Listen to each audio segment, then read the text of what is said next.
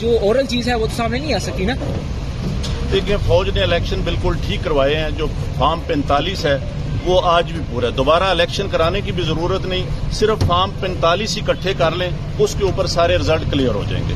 آپ کو کیا لگتا ہے کس پارٹی کے لوگوں نے یہ جیتا ہے پھر؟ کمشنر صاحب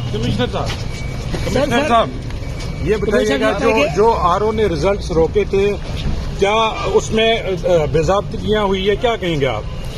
بالکل باضابطگیاں تو چھوٹا لفظ ہے. جو یہاں پہ ہوا ہے کہ جو لوگ آزاد امیدوار 70-80 ہزار کی لیڈ سے جیت رہے تھے, ہم نے ان کو ہروایا ہے اور ان کے اوپر جعلی مورے لگا کے سب کو ہروایا.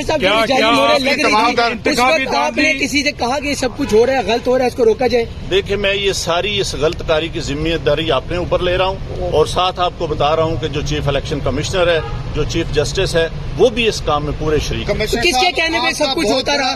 یہ اتنا سب کچھ ہوا آخر کس کے کہنے پہ ہوتا رہا؟ آپ کے اوپر کوئی دباؤ تھا؟ کس نے ایسا کیا؟ میرے اوپر کوئی دباؤ نہیں ہے. میرے باپ دادا بھی انگریزوں کے خلاف اور سکھوں کے خلاف جنگیں کرتے رہے ہیں, لڑتے رہے ہیں یہ ملک بنانے کے لیے. اب میں اس ملک کو توڑنے کا حصہ نہیں بن سکتا. کمشنر صاحب آپ نے راولپنڈی کی بہت بڑی خدمت کی ہے, آپ نے بڑے بڑے میگا پروجیکٹ میں 24 گھنٹے کام کیا ہے.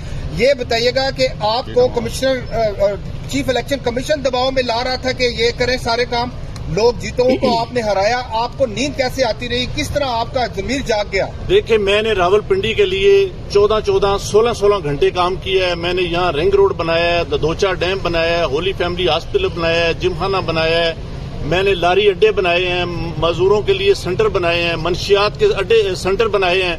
سب کچھ میں اپنے ملک کی بہتری کے لیے کرتا رہوں, لیکن آخر پہ میں نے جو اس ملک کے پیٹ میں چھرا گھونپا ہے مجھے وہ سونے نہیں دیتا.